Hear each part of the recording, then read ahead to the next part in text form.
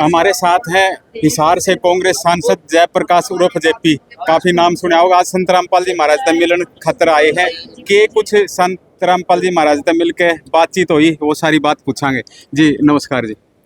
देखिए, संत रामपाल जी तकरीबन 11.5 वर्ष के आसपास, 11.5 वर्ष पहले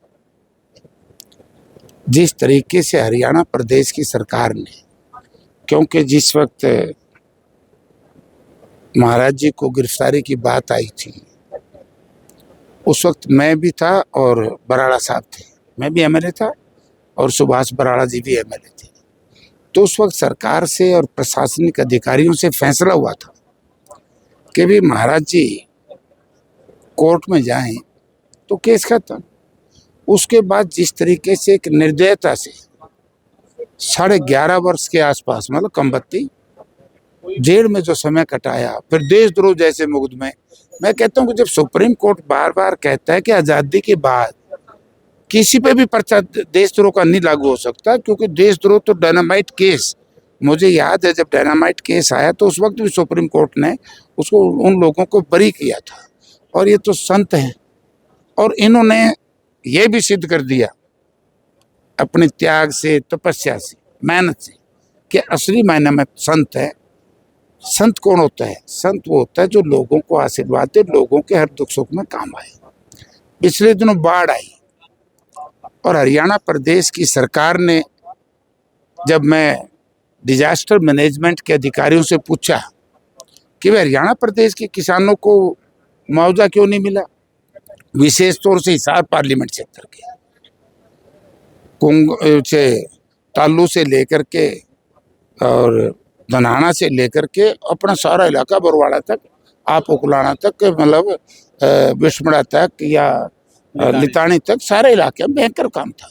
मैं वहाँ का एमपी हूँ। तो उन्होंने कहा कि जी सरकार ने तो प्राकृतिक आपदा घोषित नहीं की। मैंने सोचा भाई मर गए अब तो। तब हमने प्रार्थना की और जनता ने, पंचायत प्रतिनिधि भी महाराज जी के आश्रम में आए, जबकि जेल में थे।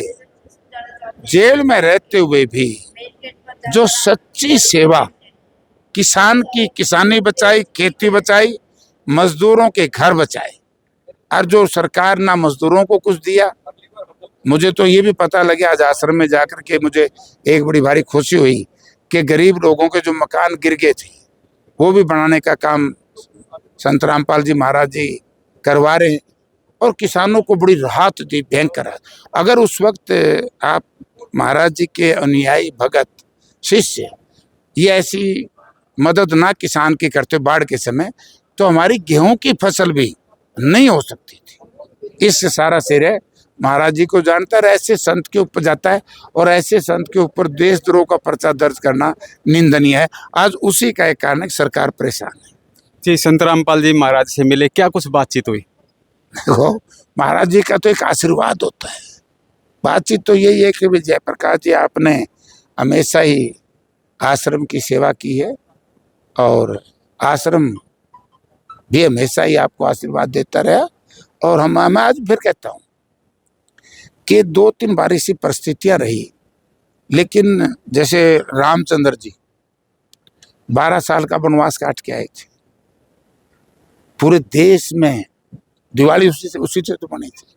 जिस दिन संत रामपाल जी बाहर निकले तो पूरे देश के किसानों ने, मुझे तो आज पता लगा कि आप लोगों ने मध्य प्रदेश में भी बड़ा भारी काम किया। दूसरे स्टेटों में तो हमारा जाने का नहीं कभी मौका मिला, लेकिन हरियाणा प्रदेश में कह सकता हूँ, हरियाणा प्रदेश की जनता उस दिन बड़ी खुश हुई।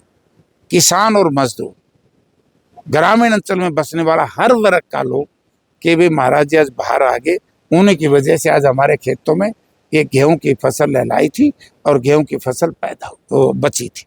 जी, संत रामपाल जी महाराज बोल रहे हैं कि हम किसान मजदूर के साथ खड़े हुए हैं। आप इसको किस रूप में देखते हो? मैं तो खुद ही कह रहा हूँ, देखने की जरूरत ही नहीं, खड़े होकर दिखा दिया।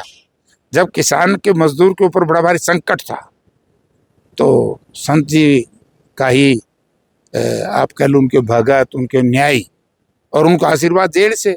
मैं यही तो कहता हूँ कि जेल में बैठे बैठे एक इंसान के रूप में उन्होंने इतना बड़ा इस इलाके का भला किया, तो फिर संत तो स्वाभाविक है, संत है। संत रामपाल जी महाराज एक मुहिम चला रहे हैं नशे के विरोध में, युवा नशे से ग्रस्त है, किस रूप में देखते हो? मैं उसका बहुत बड़ा स्वागत करता हूँ और संत जी से हम भी हाथ जोड़ के प्रार्थना करते हैं कि इस मुहिम को बहुत तेजी से चलाएं। हमारे ग्रामीण अंचल में बसने वाले बच्चे से किसी वर्ग के हो, इसकी तरफ जा रहे हैं और पंजाब की पद्धति हमारे अंदर आ रही है। उसको जितना भी, क्योंकि इनके पास इंफ्रास्ट्रक्चर है, इनके पास सिस्टम है, इनके पास लोग हैं, उसको करना चाहिए। ये उतना ही महत्वपूर्ण है जितना कि लोगों की फसल बचाई, मकान बचाए, ऐसे लोगों के जीवन, क्योंकि आज एक एक बच्चा हो गया और वो कहीं न कहीं से गलत संगत में पड़ जाता है, तो चाहे वो किसी भी माध्यम से, सत्संग के माध्यम से, संगत के माध्यम से, दूसरे प्रचार के माध्यम से बचाना चाहिए। हम इस मामले में संत जी के जो काम करेंगे हम उनके साथ खड़े। जी, दहेज मुक्त विवाह भी कर रहे हैं संत रामपाल जी महाराज, अभियान छेड़ रहे हैं।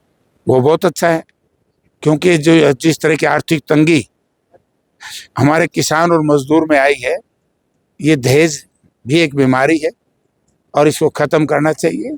और मुझे तो ये पता लगा कि बहुत सारी पंचायतें महाराज जी के दर्शन करने आ रही हैं, आशीर्वाद लेने आ रही हैं। तो ये सारी चीज सिस्टम जब लग जाएगा तो सब कुछ ठीक हो जाएगा। खाप पंचायतें भी लगातार सम्मानित कर रहे हैं। अच्छी बात है, हम भी सम्मानित करने आए, क्योंकि मैं एमपी हूँ और जिस तरह का भलाई का काम महाराज जी ने के अनुयायियों ने इन्होंने किया है, तो सम्मानित करने योग्य है। आप देश की बड़ी पंचायत के सदस्य हो, तो संत रामपाल जी महाराज के बारे में आखिर में क्या कहना चाहोगे? देखो, संत रामपाल महाराज जी ने विपरीत परिस्थितियों में जब सरकार ने किसान और मजदूर का साथ छोड़ दिया और हमें राम भरोसे छोड़ दिया कि वे राम जाने अब किसान के क्या होगा बाढ़ के टाइम, तो उस वक्त संत रामपाल महाराज जी ने किसान मजदूर की बाजू कह लो, हाथ कह लो, पकड़ा और उनको बचाया। तो ये बहुत ही इनका एक दिन बहुत बड़ा तप हुए, जैसे कहते हो संत, उनमें बहुत बड़ा नाम होगा। आप भी 11.5 साल बाद मिले हो, तो मिलने के बाद कैसी फीलिंग हुई? नहीं, मुझे बहुत अच्छा। हम डायरेक्ट इनडायरेक्ट भी शक्ल नहीं दिखती थी इनकी। सबसे बड़ी बात तो ये ना कि 11.5 वर्ष जिस व्यक्ति ने, जिस इंसान ने, संत ने अपनी पैरोल भी अप्लाई ना की हो, इससे बड़ी तपस्या को हो नहीं सकती। बहुत बड़ी तपस्या। 11.5 साल जेल में वनवास ही था, और क्या था, बिना कसूर 11.5 साल काटे। देशद्रोह का लगा रखा है जी मामला, आप बगैर कसूर। मैं तो खुद ही कह रहा हूँ, देशद्रोह बनता ही नहीं, और मैं तो था ही वहां। देशद्रोह का तो मतलब ही नहीं। जी देखिए, ये थे हमारे साथ कांग्रेस के हिसार से सांसद जयप्रकाश उर्फ जेपी। इन्होंने बताया कि संत रामपाल जी महाराज पर देशद्रोह का केस नहीं बनता। आप लगातार देखते रहिए, हमसे जुड़े रहिए।